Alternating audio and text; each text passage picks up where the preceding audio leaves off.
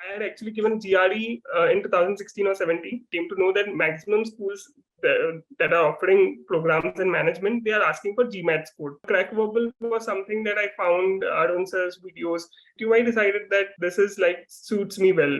My journey GMAT training with crack verbal was a very wholesome experience.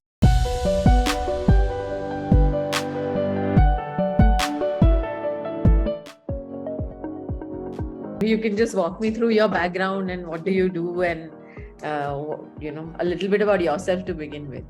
My name is Idris Manaqibwala. I have done my BTech in civil engineering in 2016, and since then I've worked in a couple of PSUs. Currently working in Indian Oil Corporation as assistant manager in operations and maintenance department.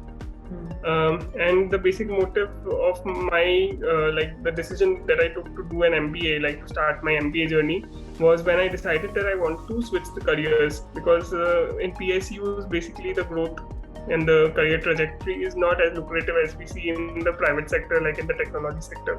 So that was the time that when I decided that I have to finally give my GMAT, and I was basically targeting the Indian B schools, ABC and ISB. What was the process that you followed when you went through the whole GMAT research part? I had actually given GRE in 2016 or 17, and the initial confusion was whether I should give GRE or GMAT.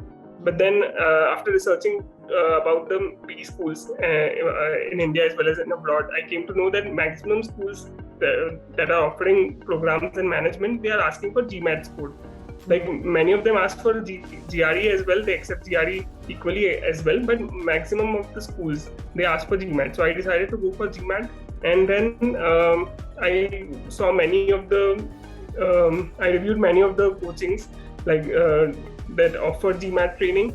And crack verbal was something that I found Arun sir's videos and the videos which were there available on the YouTube. I decided that this is suits me well, the kind of teaching which is there at crack verbal, and it proved the same. My journey GMAT training with crack verbal was a very wholesome experience.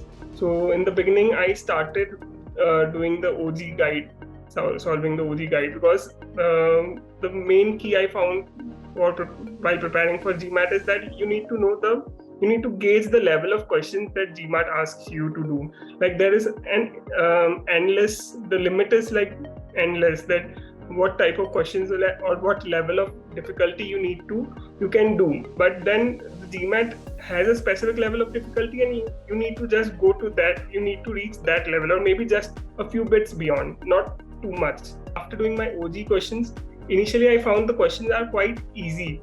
Being from the engineering background, I've done my engineering, I found the quant questions are quite easy. Obviously the verbal was quite difficult because we are not conversant solving those type of questions, but quant was quite easy. So I used to think that I should do more difficult questions, but then almost 2 months into my preparation, I gave my first official mock, and I got a decent score of 730.